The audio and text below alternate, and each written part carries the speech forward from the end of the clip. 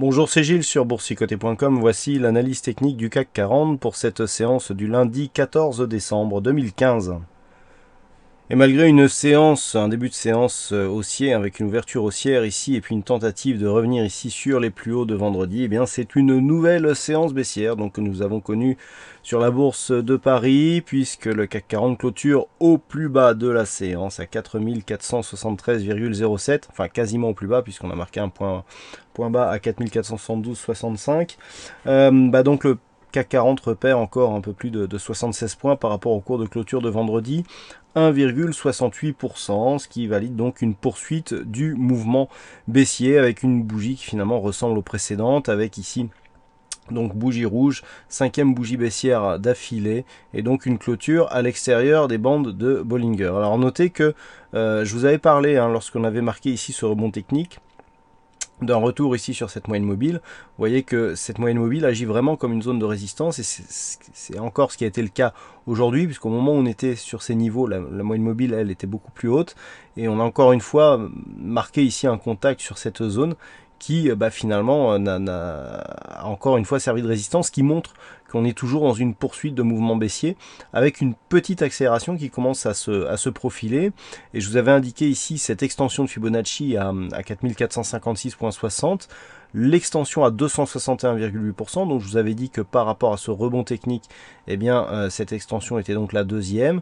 Mais je vous avais aussi dit que dans le cas d'un ralliement direct, c'est-à-dire sans phase de consolidation sur cette zone, eh bien on aurait, je dirais que c'est un peu comme un témoin d'un début de tendance qui est assez puissant. C'est assez rare que l'on, d'autant plus sur les indices, que l'on atteigne ici cette extension d'une manière directe. Donc là on est relativement bien parti, surtout si on considère ce qui s'est passé sur les futurs, on s'en est vraiment approché de très très près.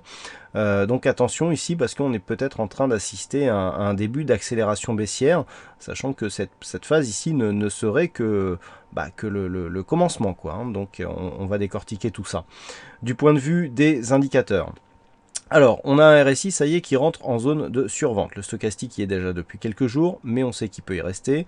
Le MACD confirme la poursuite de mouvements baissiers. Donc, si on regarde un petit peu l'amplitude que nous avons sur ce mouvement par rapport à des mouvements précédents, on est dans des zones tout à fait similaires. On est sur une zone qui est souvent une zone de point bas ici sur cette phase, mais vous voyez que lors de la descente que nous avions eue en août ici, on avait un début assez similaire, et puis ça n'a pas empêché le CAC d'accélérer à la baisse. Donc on va revenir sur cette phase ici du 24 août.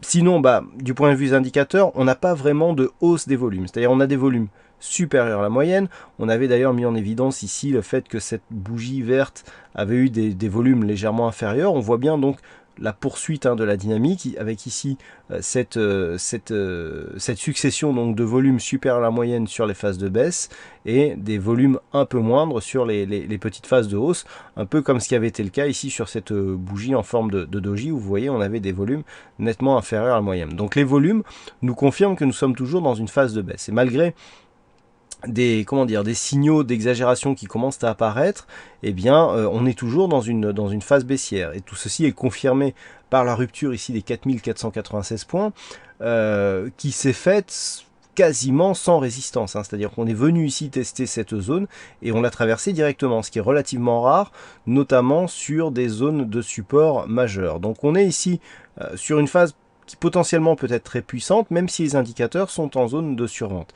Alors si on compare maintenant avec ce qui s'était passé le 24 août, alors on va remettre les indicateurs, voilà. Du point de vue de la configuration, si on fige ici et puis que l'on compare, voilà ce que l'on avait eu, une hausse graduelle. Donc là en fait la configuration est différente, autant ici nous sommes plus ici sur une évolution,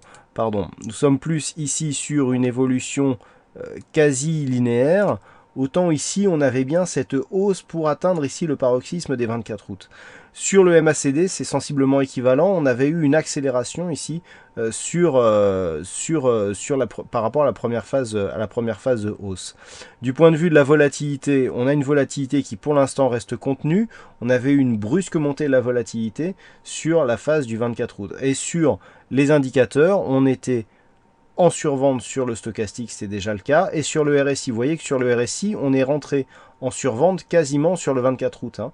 On a commencé ici sur la séance du 21, donc le vendredi. Le 24 étant un lundi, eh bien on a accéléré. On est venu ici marquer cette grosse survente. Voilà, là on est déjà survendu, mais dans une configuration qui n'a pas accéléré. Si on veut pousser plus loin cette comparaison, regardez ce qui s'était passé ici. On avait ici début d'accélération et tout de suite on avait des gaps qui commençaient à s'inscrire. Les gaps, hein, je le dis souvent, c'est souvent un signe de force. Donc là, on avait ici un mouvement d'accélération qui pouvait se pressentir parce qu'on avait beaucoup de gaps baissiers qui apparaissaient donc à la suite de séances déjà baissières. Vous voyez là, ici sur cette séance, c'est très symptomatique. On clôture à l'extérieur de la bolle, d'accord. On vient ici encore une fois quasiment tester ici cette zone de pointillé noir et on ouvre sur un gap il me semble que celui-là n'avait pas été comblé immédiatement, et ensuite on accélère directement, et là malgré une ouverture, eh bien on avait ouvert là aussi sur un gros gap baissier. On n'en est pas là ici, hein, puisque vous voyez ici, on n'ouvre pas sur des gaps. Il y a eu un gap ici, mais qui s'est terminé par une bougie verte, et le gap était minuscule. Donc si on avait vraiment une pression baissière telle qu'on aurait pu la comparer ici avec cette phase que nous avons eue en août, on n'aurait pas comblé ce gap, on serait parti directement à la baisse. Et là, on est vraiment dans une phase où, effectivement, c'est une baisse, mais qui n'est pas pour l'instant et en l'état comparable avec ce que nous avions eu ici sur les prémices de cette séance, hein, du 24 août. Donc pour l'instant, bon là j'essaie de répondre à quelques messages que j'ai reçus qui m'indiquaient est-ce qu'on n'était pas à la veille d'un crack. Pour l'instant, en tout cas, rien ne nous permet de penser que nous sommes dans une configuration comparable. On n'a pas du tout les mêmes éléments de force sur cette phase de baisse. Alors c'est une phase de baisse certes qui est puissante, mais qui n'a pas la puissance de ce que nous avons eu en août. On n'a pas encore de mouvement de retournement, malgré des clôtures donc, qui se font souvent à l'extérieur des bandes de Bollinger. On rebondit et puis on continue à baisser. Mais il n'y a pas pour l'instant de mouvement de panique. On n'est pas ici sur une phase de pré-crack ou de quoi que ce soit. On est simplement sur une phase de baisse un peu appuyée, certes, mais juste sur une phase de baisse. Par contre, ce qui est notable, c'est le fait que les zones majeures, bon, autant c'était le cas ici sur cette phase à 4680, autant sur celle-ci, eh bien, on ne s'est pas du tout appuyé. Donc ça, c'est un signal qui est quand même pas terrible, qui pourrait nous amener ici à avoir une accélération. Donc l'accélération, on vient de le voir, les signes, les prémices d'une accélération seraient, à partir de cette phase d'accélération, l'ouverture de gap baissier. Si on commence à avoir des gaps baissiers qui s'ouvrent, là effectivement ça peut aller très vite et on peut avoir une configuration en quasi-crack un petit peu comme ce que nous avions eu ici sur cette phase. Mais pour l'instant ce n'est pas du tout le cas et donc on reste ici sur une phase de baisse soutenue mais qui n'est en rien comparable à un mouvement de panique. Donc pour l'instant, donc la tendance reste baissière d'un point de vue court terme. Du point de vue moyen terme, eh bien, on est en train de neutraliser ici cette dynamique qui était en train de se mettre en place. Et tant que l'on sera au-dessus de cette zone ici, 4250, 4280, eh bien, on restera dans une neutralisation. Hein. Par contre, sur rupture ici de cette zone, voyez ce que l'on peut être tenté de dessiner. Voilà, si on venait ici, et là, le signal serait assez fort, hein, donc il faudrait faire attention à ce genre de configuration. On a encore de la route, mais on le voit hein, sur une phase je dirais, d'explosion de la volatilité, on peut très bien venir dessiner ce genre de figure prochainement. Pas en l'état actuel des choses, mais si on commence à ouvrir des signaux supplémentaires de poursuite et d'accélération du mouvement baissier, ce genre de configuration peut être possible. Donc pour l'instant, on a ici validé une rupture baissière de cette zone des 4496 points. Au moment où je vous parle, les contrats futurs remontent, sont repassés au-delà de cette zone. Donc cette zone qui n'a pas eu d'effet d'un point de vue intraday est en train de produire son effet sur une configuration daily. Donc la zone demain qu'il faudra surveiller, c'est cette zone des 4496 points. Cette zone qui était majeure précédemment devait produire son effet. Tant qu'on reste ici au-dessus de cette zone, on peut parier sur une phase de neutralisation. Pas de retournement, mais de neutralisation. Pour neutraliser, pour se retourner, nous avons deux zones à surveiller. Ici, 4625, tout simplement parce que c'est le point haut de la précédente séance, et donc rupture de la loi de dos si on repasse au-delà de cette zone, mais surtout la zone des 4680 points qui, tant qu'elle reste résistance, nous place dans un setup où nous avons ici mouvement baissier. Alors non, pardon, on a même mieux que ça.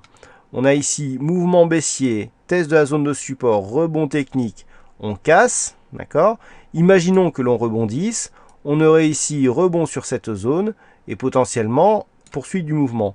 Donc tant que l'on est sous cette zone des 4680, eh bien on est dans un mouvement baissier. Alors certes, on peut neutraliser ici entre 4496 et 4597, ça sera la zone de neutralisation à surveiller pour demain, mais par contre, le retournement, lui, ne serait interprétable qu'au-delà des 4680 points.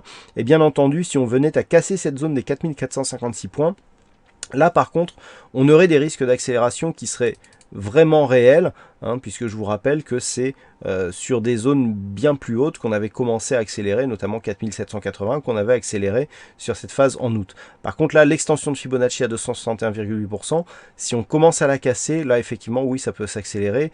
La prochaine extension est à 4242. Personnellement, je n'ai pas souvenir d'avoir vu une extension de Fibonacci à 423% se réaliser d'une manière assez directe. Donc là, il nous semble quand même que l'on est dans une phase de purge, en attendant donc les décisions de la Fed, mais que pour l'instant, en tout cas, il n'y a pas de mouvement d'accélération qui soit prévisible.